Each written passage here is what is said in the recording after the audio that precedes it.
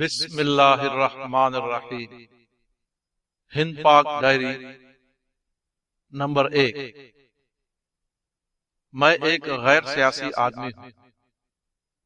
میری بیشتر زندگی تنہائی میں گزری ہے، تاہم تاریخی اعتبار سے میرا تعلق اس نسل سے ہے جس کو تقسیم یعنی 1947 سے پہلے کے ہندوستان کو سن شعور میں دیکھنے کا موقع ملا، جس نے مولانا حسین احمد مدنی، پنڈت جواہر لال نہرو، سبھاش چندر بوس جیسے قومی رہنماؤں کی تقریریں اس وقت سنی جبکہ ہندوستان کی آزادی ابھی بہت دور دکھائی دے رہی تھی، جس نے 1936 کے پہلے الیکشن کو براہ راست دیکھا، جس نے 1947 سے پہلے بابری مسجد ایودھیا میں داخل ہو کر وہاں نماز پڑھی، جس نے اس ہندوستان کو دیکھا جبکہ ریلوے اسٹیشنوں پر ہندو پانی اور مسلم پانی کے الگ الگ بورڈ ہوا کرتے تھے، اور اس ہندوستان کو بھی جہاں اس قسم کے بورڈ ختم کر دیے گئے ہیں،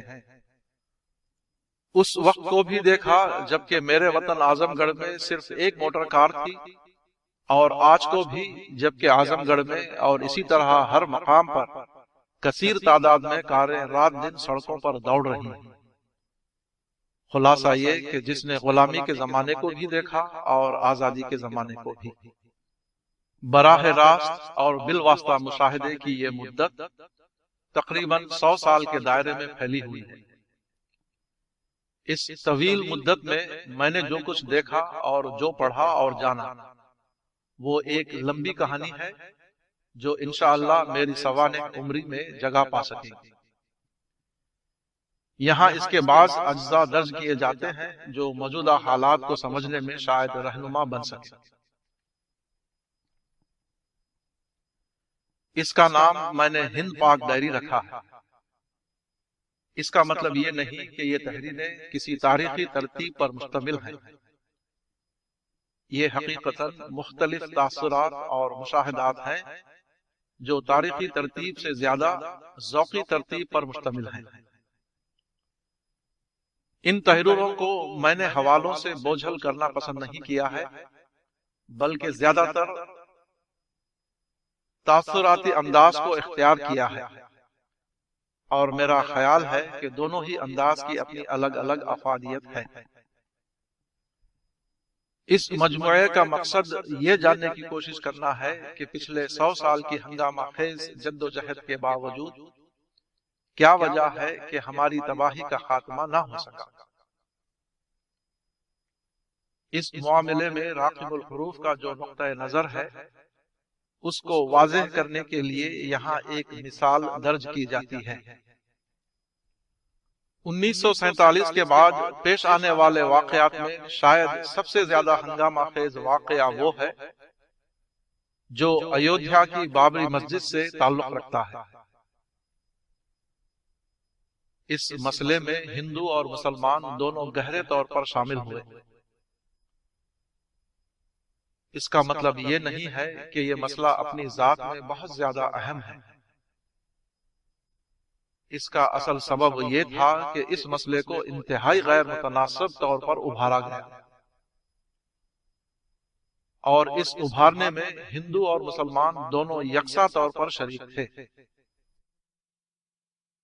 ایک طرف ہندو رہنماؤں اور دانشوروں نے ہندوؤں کو گری لال جین وفات 1993 کی زبان میں یہ کہہ کر ابھارا کہ یہ تمہارے لیے دوسری شکست یعنی سیکنڈ ڈیفیٹ کا مسئلہ ہے۔ 1947 میں بٹوارے کے سوال پر تم کو مسلمانوں کے مقابلے میں شکست ہوئی، اب ایودھیا کے سوال پر ہمیں دوسری بار شکست کو قبول نہیں کرنا ہے۔ دوسری طرف مسلمانوں کے لکھنے اور بولنے والوں نے، خواہ وہ بے ریش ہوں یا باریش، بیک زبان مسلمانوں سے یہ کہنا شروع کیا کہ یہ صرف ایک مسجد کا سوال نہیں ہے، بلکہ وہ ملت مسلمہ کی بقا کا سوال ہے۔ بابری مسجد اس ملک میں ملت کی بقا کی علامت ہے۔ بابری مسجد اگر ڈھائی گئی تو اس ملک میں مسلمانوں کا پورا ملی وجود خطرے میں پڑ جائے گا۔ یہ دونوں ہی باتیں سراسر بے بنیاد تھیں۔ بابری مسجد کا مسئلہ نہ تو ہندوؤں کے لیے دوسری شکست کا مسئلہ تھا اور نہ مسلمانوں کے لیے ملت کی بقا کا مسئلہ، مگر اس قسم کی سنسنی خیز باتیں کہہ کر دونوں فرقوں کو اس طرح ابھارا گیا کہ دونوں ایک دوسرے کے خلاف صف آرا ہو گئے۔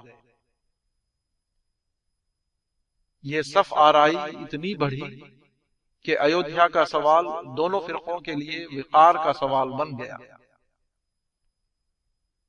جب کسی مسئلے کو وقار کا مسئلہ بنا دیا جائے تو مسئلے کے حل کے امکانات بڑھتے نہیں بلکہ خطرناک حد تک کم ہو جاتے ہیں۔ یہی مسجد مندر کے جھگڑے میں ہوا۔ جیسا کہ معلوم ہے، ہندوستان میں تقسیم کے وقت سرحدی علاقوں میں ہزاروں مسجدیں ڈھائی گئیں۔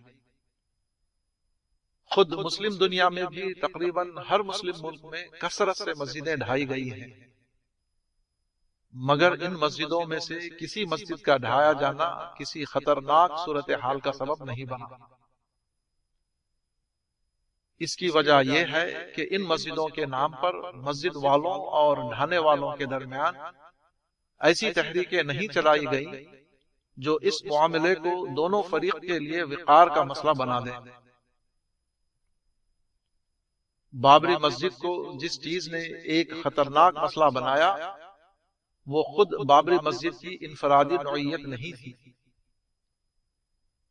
بلکہ بابری مسجد کے نام پر چلائی جانے والی تحریک کی انفرادی نوعیت تھی۔ اس انداز کی جذباتی تحریک جس مسجد یا غیر مسجد کے لیے بھی چلائی جائے وہ یقیناً اس قسم کا منفی نتیجہ پیدا کرے گی۔ 1913 میں اس وقت کی انگریز حکومت نے کانپور کی ایک مسجد کے صرف غسل خانے کو سڑک کی توسیع کے لیے ڈھایا تھا۔ اس کے نام پر اس زمانے کے لیڈروں نے زبردست تحریک اٹھا دی۔ اس کے پیچھے مسجد کی حمایت سے زیادہ انگریز کی مخالفت کا جذبہ تھا۔ اس زمانے کے مسلم لیڈروں کی جذباتی تقریروں نے مسلمانوں کو اس قدر بھڑکایا کہ وہ انگریز انتظامیہ سے لڑ گئے۔ اس کے بعد انگریزی پولیس نے گولی چلائی جس میں بہت سے مسلمان ہلاک ہو گئے۔ مولانا شبلی نعمانی نے اس واقعے پر ایک جذباتی نظم لکھی جو اس زمانے میں بہت مقبول ہوئی۔ اس نظم میں لاشوں کے منظر کی تصویر کشی کرتے ہوئے آخر میں یہ کہا گیا تھا کہ پوچھا جو میں نے کون ہو تم، آئی یہ صدا، ہم کشت گانے مورکائے کانپور ہیں۔ یہ ایک معلوم حقیقت ہے کہ اکثر عرب ملکوں میں سڑک کی توسیع کے لیے نہ صرف غسل خانہ بلکہ پوری کی پوری مسجدیں ڈھا دی گئیں، مگر وہاں مسلمانوں کی لاشوں کا یہ دردناک منظر کبھی دکھائی نہیں دیا۔ اس کی سادہ سی وجہ یہ ہے کہ وہاں اس قسم کے جذباتی لیڈر موجود نہ تھے جو مسلمانوں کو اشتعال دلا کر ان کو انتظامیہ سے ٹکرائیں۔ اس کے نتیجے میں پولیس گولی چلائے اور مسلمانوں کی خونی لاشیں زمین پر دکھائی دینے لگیں۔ Thanks for watching this video. If you like this video, please like it, share it, subscribe it.